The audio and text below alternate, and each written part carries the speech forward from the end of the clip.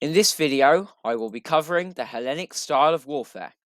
This will include the principles of hoplite warfare and how the phalanx formation held up when it went against the Roman maniple system during the Macedonian Wars. Firstly, we must examine what a phalanx formation was. A phalanx formation was a spear formation in which hoplites were arrayed in a set of lines. The first line would hold their spears in front of them, with the second line also holding their spears out, creating a second row of spears for the enemies to get past. The third row would also sometimes attempt to hold out their spears to create a third row of spears. Although the third row would have a lower effectiveness, as the spears would not extend far enough to pose a huge threat to the enemy formation attempting to attack.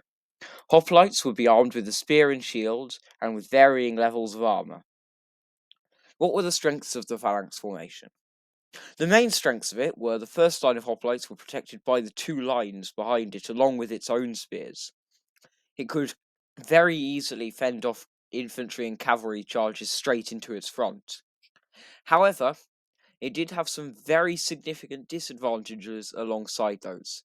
It did not work well on uneven ground, as the formation would be easily interrupted.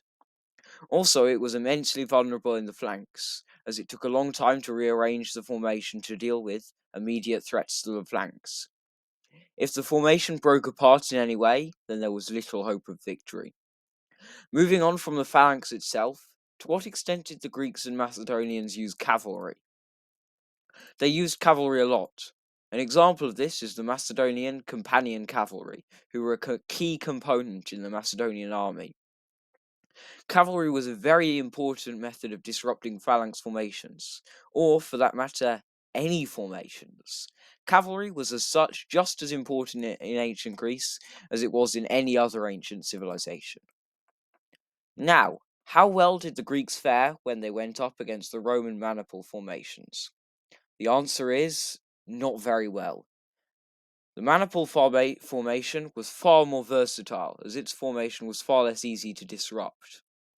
This was one of the key reasons the Greeks lost during the Macedonian Wars. The maniples were able to fight on uneven ground, and their formation was far less easy to disrupt. One of the reasons for this was the gaps left between maniples. This meant that each maniple could move to avoid obstacles without disrupting the maniple next to it. The phalanx formation, however, was a single line, and thus easy to disrupt on uneven ground. This has been our video on the Hellenic style of warfare. The Achaemenid Persia series will continue soon. For now, Valete et Ave SPQR!